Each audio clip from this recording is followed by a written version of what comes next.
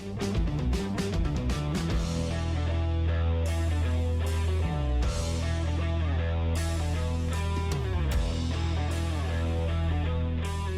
y'all, this is Matt with Tabletop Rebellion. I just recently came across a new game called Marvel Battleworld by Funko, which is a Target exclusive, at least for now.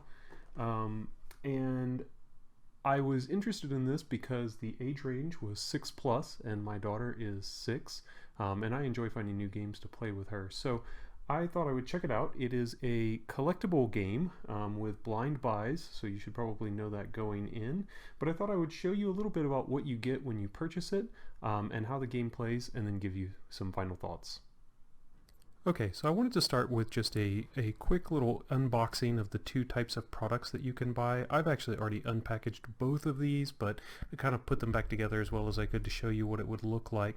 The first is the Mega Pack here. This is essentially like the base set for the game, and then you have a Battle Ball here. Now, even though I call this a base set, I want you to know right now that you can actually play the entire game with either product or by mixing multiple products. So if you would like to start just with a Battle Ball and experience the game, you actually can do that. Or if you want to go all in on the Mega Pack, then you can do that as well. So let's take a look at the Mega Pack first. So this is what you get whenever you buy it. You can see one figure here, which is Negative Zone Spider-Man. There are actually 3 other figures that are hidden here, which are random, and then there are 2 additional figures, which we'll talk about in a moment. So you do get 6 heroes here, and you get 13 battle cards. So if we open this up,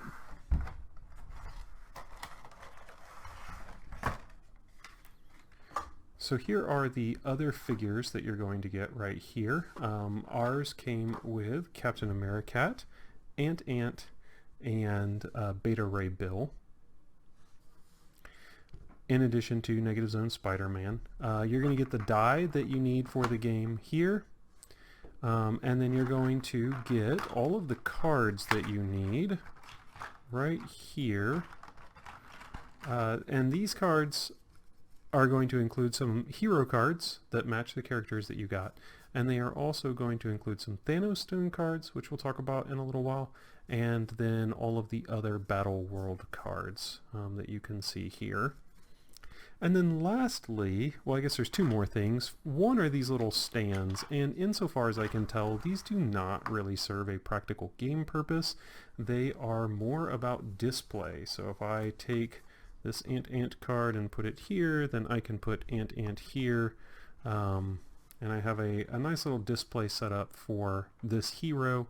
Again, in-game, I don't think there's any reason to use this, but the game is published by Funko, so it's not surprising that there is some kind of display option. And then lastly, probably my favorite feature of the game are these Thanostones right here. And so you get 2 Thanostones, and each of those has a hidden figure inside, and we'll talk about that more in just a moment. So that's the Mega Pack. Then the Battle Ball is pretty similar, but just less stuff. So you are going to get 1 figure. You're going to get all of the tokens that you need to play the game. The Mega Pack does come with more tokens than this. You didn't see those in my unboxing because I had already unboxed them, but they are there. You're going to get a die, so actually each Battle Ball comes with that, which is handy. And then you're going to get a Thanostone, the blind card that goes with the Thanostone, more on that in a moment, the character card, and then new Battleworld cards. So let's take a second to talk briefly about how you are going to play the game. And I will start here with Dino Thor, since I have him handy. And I will use the Battleworld cards from the pack, and that includes a Thanostone card right here. So you are going to shuffle these all together so that they are randomized. There is a reason for these to be hexagonally shaped, by the way, but it does make shuffling a little bit tricky. And this makes a face-down Battleworld deck right here.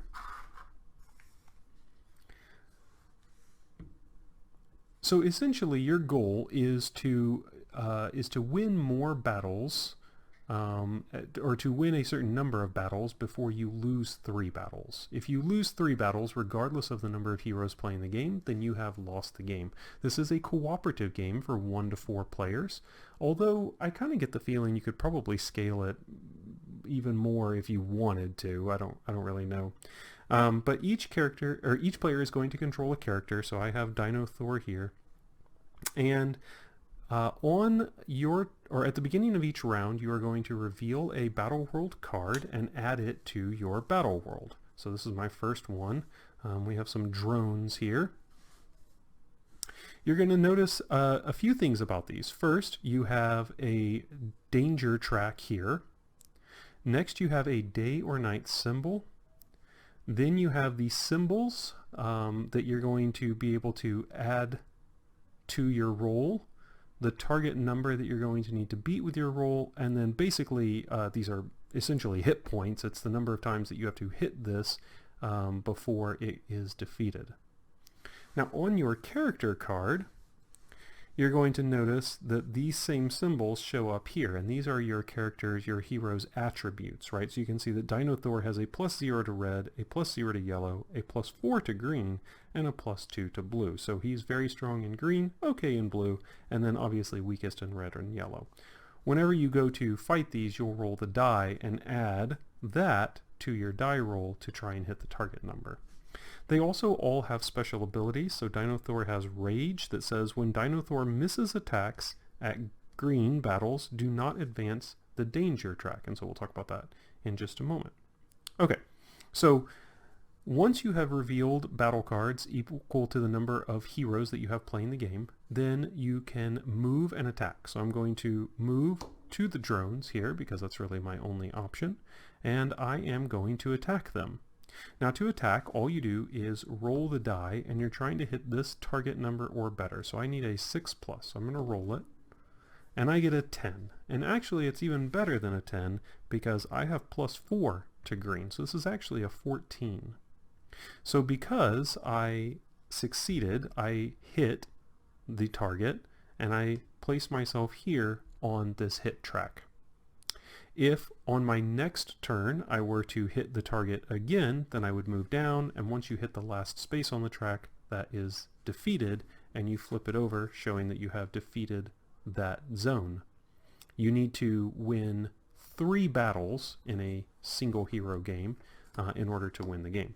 So here I am.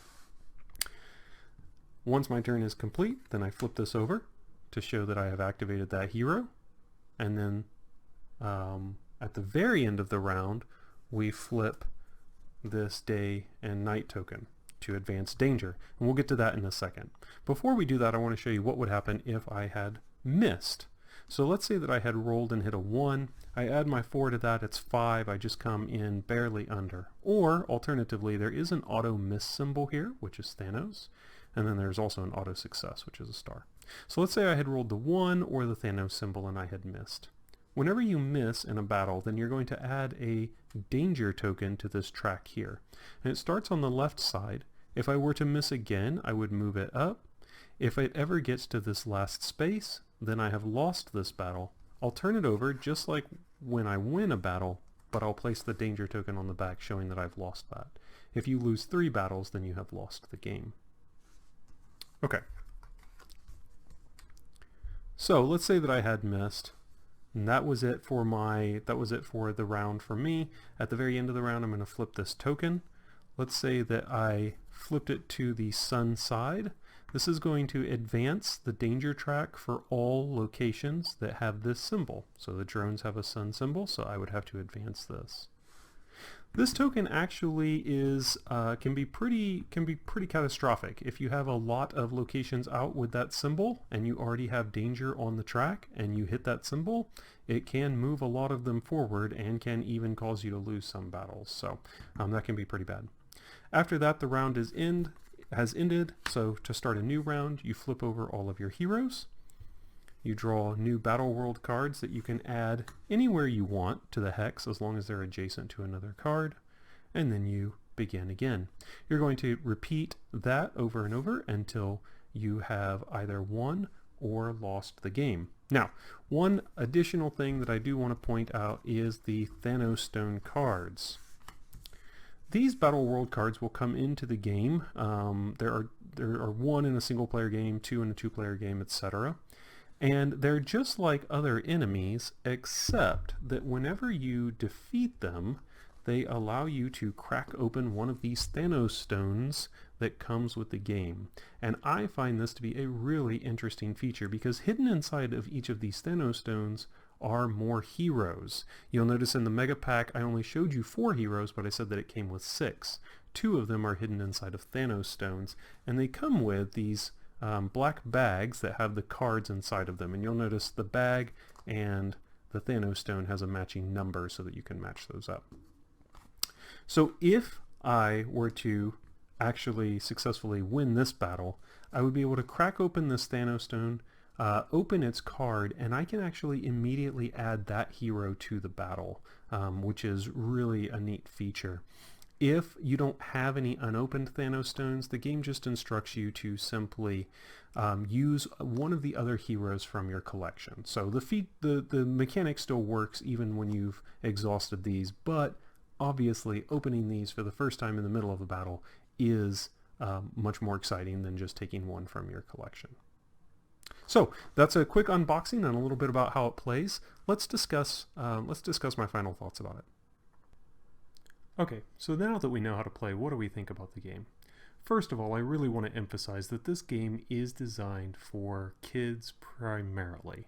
The age on the box is 6 and up. My daughter is 6 years old and she loves the game.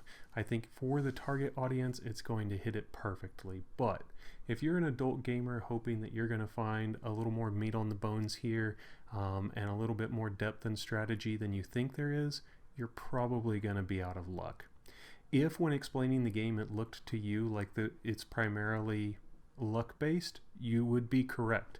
Now there is some nuance and strategy to how you can use figures in the game. There might be a little bit of strategy to team building and trying to find heroes that complement each other's strengths and weaknesses. Certainly there's nuance to how you move them around Battleworld because some of the heroes have abilities that will trigger for heroes that are with them, meaning they share the same space, or nearby them, meaning they share the same space or are adjacent to them. And so there's strategy to how you do that. There's also strategy to how you decide order of activation when playing more than one hero, because heroes can move and attack in the order that you choose. But beyond that, it really comes down to, do you roll the number that you need on the die more often than you don't? And that's really all there is to it. So for the target age, it's a blast. It's a lot of fun. I really enjoy playing it with my daughter. I can tell we're going to end up buying a few more battle balls and getting a few more heroes to add to it.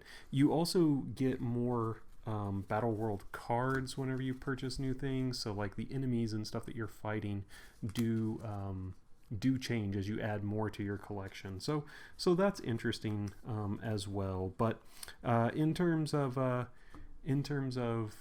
finding more strategy than you expect there to be, you're really not going to. So for gameplay, I give this about a 4 out of 6, and that's heavily considering the age appropriateness of it, right?